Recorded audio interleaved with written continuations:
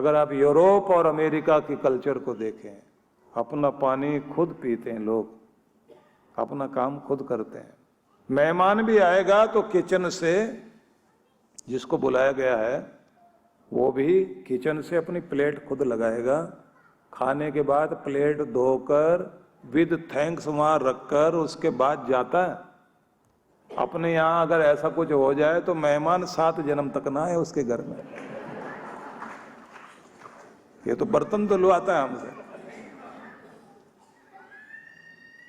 लेकिन मैं ये तो जरूर कहना चाहूंगा कि अपना काम खुद करने की आदत तो बनाए ना। अगर आप, ठीक है, उन लोगों ने एक चीज शुरू की कि बर्तन धोने ना पड़े तो वो यूज एंड थ्रो वाली प्लेटें तैयार कर ली, और फिर उनकी कल्चर वही हो गई, यूज एंड थ्रो, यूज करो अब फेंको। वो लोगों को यूज करने लग गए।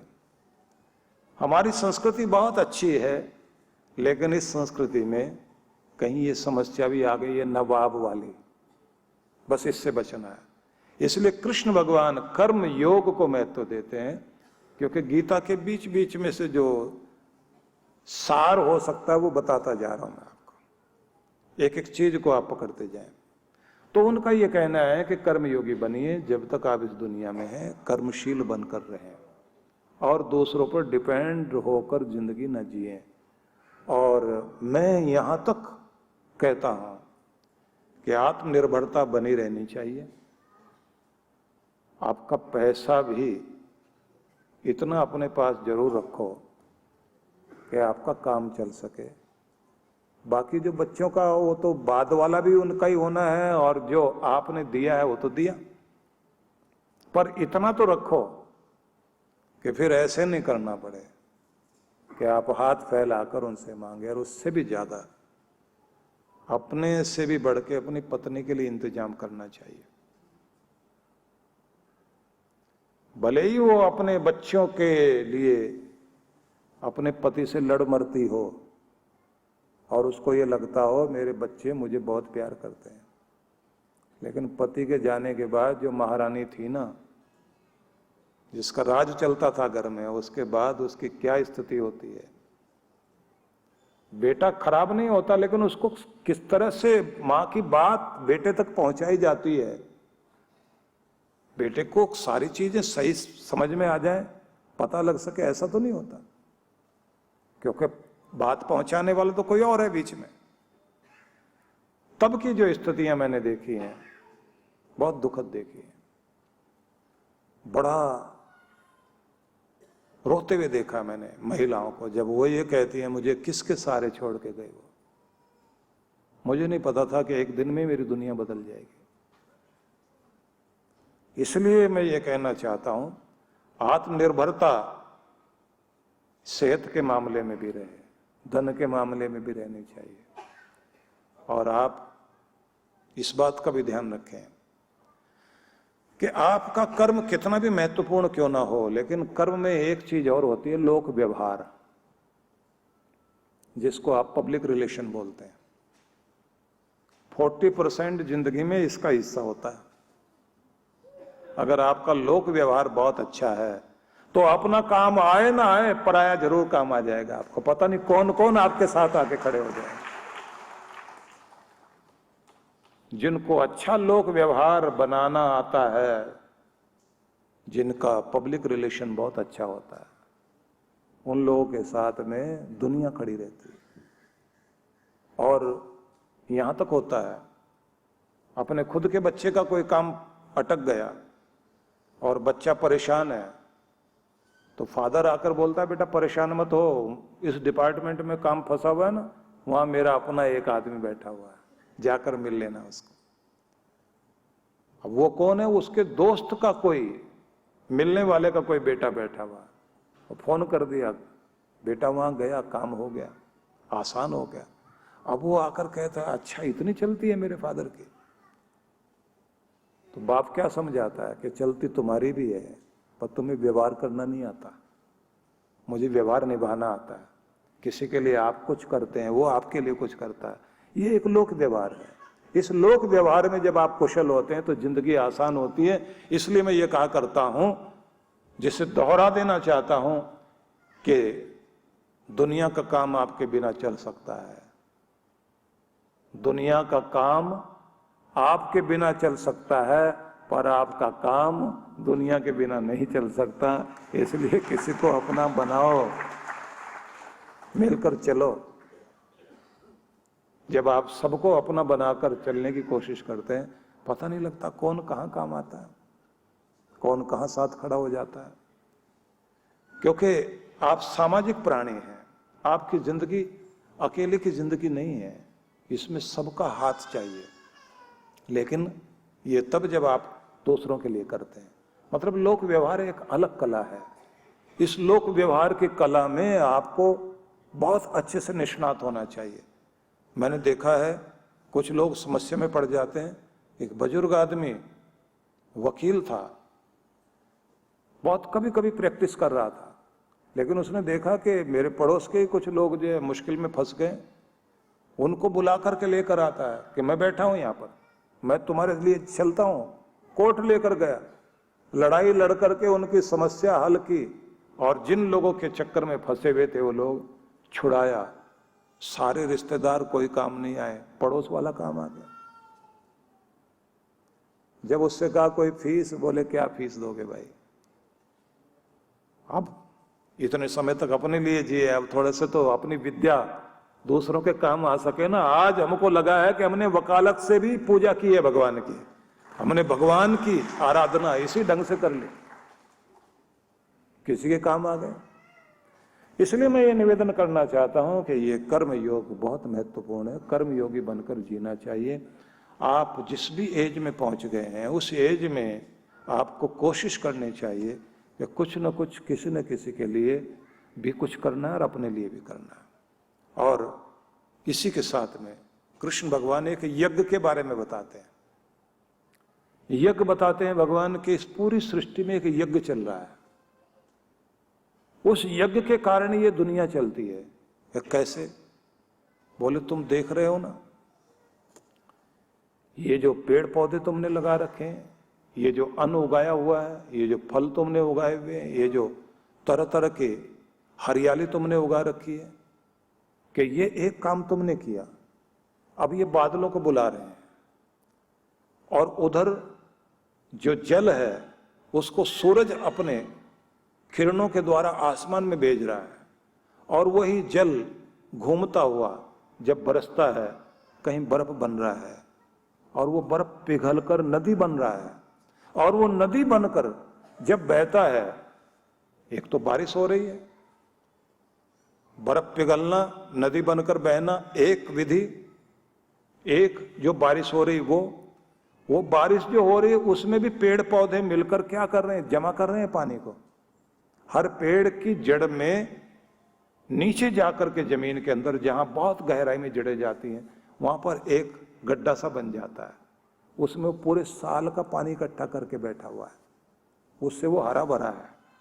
फिर वहां से भी कुछ दान देता है, वो दान दे रहा है, वो पानी नीचे जा रहा है, और नीचे वाले स्रोत में सब पेड़ों का पानी जा जाके इकट्ठा हो रहा है। उसमें आप कुआं बनाएं या हैंडपंप लगाएं, वो पानी आप पी रहे हैं, जीव जंतु पी रहे हैं।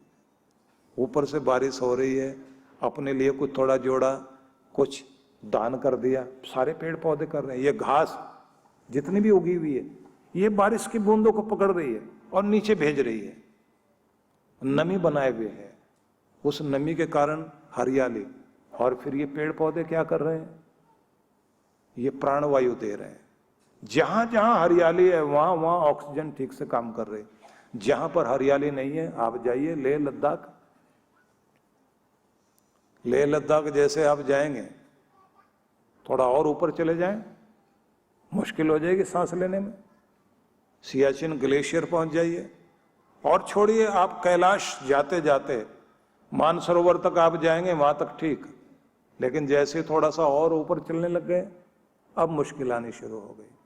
केदारनाथ चले जाइए आप, नीचे तक आपको पेड़ पौधे सब दिखाई दे रहे हैं, लेकिन उससे आगे जाएं तो बर्फ ही बर्फ। अब वहां पर सांस लेने में थोड़ी थोड़ी दिक्कत, क्यों? पेड़ नहीं है।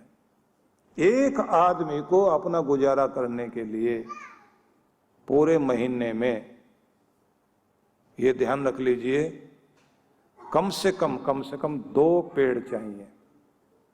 2 पेड़ एक आदमी को। 2 पेड़ आपको दिए जाएं तो वो 1 महीने का आपका गुजारा करेंगे। तो इसका मतलब क्या होना चाहिए कि अगर आप 24 पेड़ साल भर के लिए लगा लें, पूरे साल का वो काम करते रहेंगे। एक बार लगा देने पूरी जिंदगी भर के लिए काम कर देंगे, क्योंकि ये ऑक्सीजन के सिलेंडर हैं। अब इससे आपकी जिंदगी चल रही है और कोशिश तो करनी चाहिए हम सबको।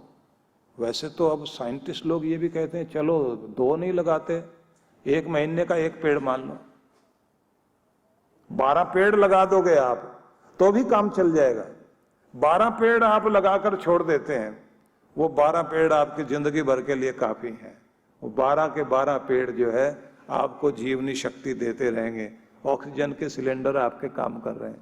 का ये यज्ञ है, आप कुछ किसी के लिए कर रहे हैं, वो फिर आपके लिए कर रहे हैं। देहि में ददामि ते, मैं तुम्हें दे रहा हूं, तुम मुझे दे रहे हो, कि ये एक यज्ञ चल रहा है। अगर इस धरती पर सिर्फ लेने की कोशिश करोगे, दोगे नहीं, तो यज्ञ खत्म हो जाएगा। और कहते हैं ये यज्ञ को तोड़ने का काम सिर्फ राक्षस लोग करते हैं, और अच्छे लोग क्या करते हैं? यज्ञ करते हैं। यज्ञ मतलब हुआ कुछ हमने किया और जिसके लिए किया वो फिर हमारे लिए कर रहा है। का ये क्रम रुकना नहीं चाहिए। और नियम ये है कि जब भी आप लेते हैं तो देना पहले ध्यान में रख लेना।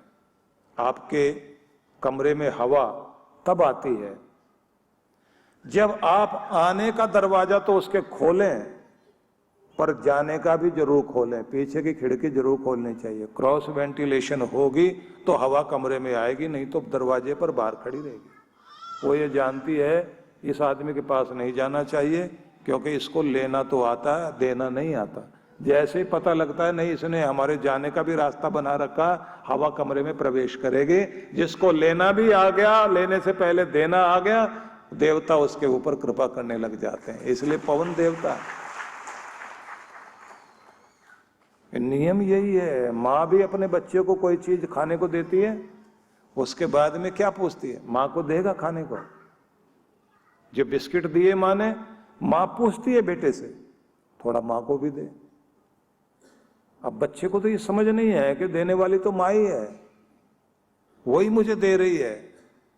लेकिन वो देखना चाहती है कि मेरे बच्चे का दिल किस तरह का है, वो वापस देता है या नहीं देता।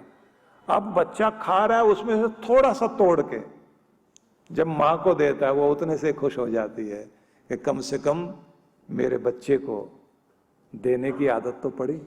अगर आज ये मुझे दे रहा है तो बढ़ते बढ़ते हो सकता समाज को भी देने लग जाए, और हो सकता आगे चल के देवता बन जाए। इसलिए लेना भी आना चाहिए, देना भी आना चाहिए। इसको कहते हैं भगवान यज्ञीय भावना, कि याज्ञिक होकर के जियो। लो और दो भी सही, लौटाओ भी सही। इसलिए ध्यान आता है मुझे, भारत में बहुत अच्छे अच्छे चिंतक हुए। एक बूढ़ा व्यक्ति 80 साल की उम्र में पेड़ लगा रहा था, और वो भी फलदार पेड़। तो किसी ने उससे पूछ लिया कि इसका फायदा तो तुम ले नहीं पाओगे, क्योंकि जो आप आम का पौधा लगा रहे हो, इसको बड़ा होने में अभी टाइम लगेगा, कम से कम 5-7 साल लगेंगे, तब ये फल देगा। और जब ये फल देगा तो आप खा पाएंगे, नहीं खा पाएंगे। किसके लिए लगा रहे हो? उस व्यक्ति ने कहा, उनके लिए लगा रहा हूं जो आने वाली पीढ़ी है, क्योंकि किसी ने मेरे लिए लगाया था बचपन में, जो फल मैंने खाए, जिन पेड़ों की छाया में मैं बैठा हूं, कुछ ने मेरे लिए किया था। अब मेरा फर्ज है मैं भी अगली पीढ़ी के लिए कुछ करके जाऊं। छोटे छोटे बच्चे थे जब आप लोग, वो कच्चे पक्के अमरूद तोड़ के खाने की जो आदत थी ना, वो स्वाद ही अलग है। वो कभी भी अब खरीद के जो आपने जो भी फल खाए, वो आनंद आ ही नहीं सकता। उस समय के आनंद अलग थे। हालांकि ना वो बाग बगीचे उस तरह के रहे, अब तो कंक्रीट का जंगल चारों तरफ बढ़ता जा रहा है। लेकिन फिर भी हमारी कोशिश होनी चाहिए कि हम कुछ न कुछ समाज के लिए दें। तो हम किन के लिए जिए? मैं, मेरी फैमिली, बस एक चार दीवारी खींचकर वहां तक के लिए जीकर चले गए। जब आप थोड़ा सा बड़े होते हैं तब भावना आती है कि मैं इससे आगे चलूं।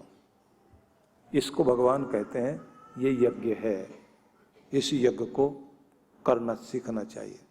और ध्यान रखें, ये यज्ञ आप करते हैं ना,